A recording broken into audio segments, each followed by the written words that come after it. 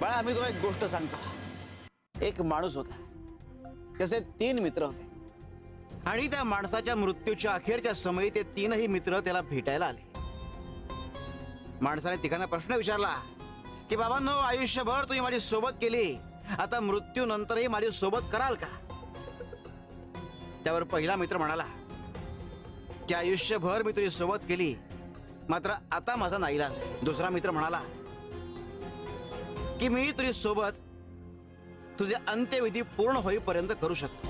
तिसरा मित्र म्हणाला की मी आयुष्यभर तुझी सोबत केली आणि मृत्यूनंतरही मी तुझी सोबत करेन. हे 3 मित्र कोण होते ठाऊक आहे?